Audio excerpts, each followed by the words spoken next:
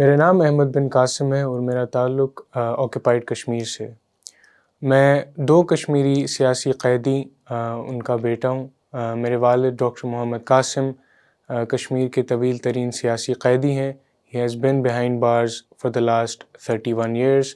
He was 25 when he was jailed and today he is 56. My mother, Sayyida Asya, has also been in prison for the last 6 years and she has spent 16 years of her life intermittently in different prisons. جب ہم کشمیر کی بات کرتے ہیں تو اکثر پاکستان میں اور باقی جگہوں پر بھی اس کو ریڈیوس کیا جاتا ہے to a human rights issue, اور اس کے بارے میں جب بات کی جاتی ہے تو primarily human rights framework میں بات کی جاتی ہے.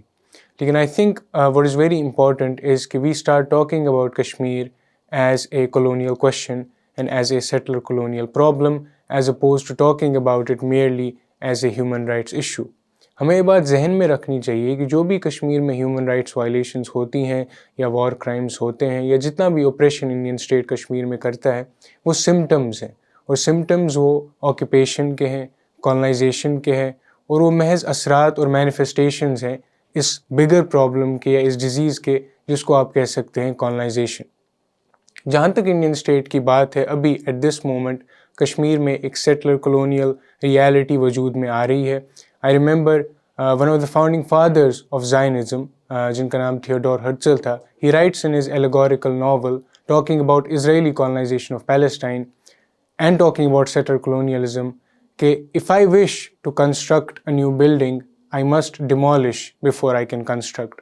جو انڈین اسٹیٹ ہے وہ کشمیر میں اسی پیرابل کو ایکچولائز کرنا چاہتی ہے کہ جو کشمیر میں پاپولیشن ہے انڈیجنس، جو پرو فریڈم ہے، جنہوں نے لبریشن کے لیے پچھلے 7 دہائیوں سے اسٹرگل کیا ہے، وہ ان کو ریپلیس کرنا چاہتے ہیں systematically with a population that is domesticated by the Indian state and that sees Indian state as its own state.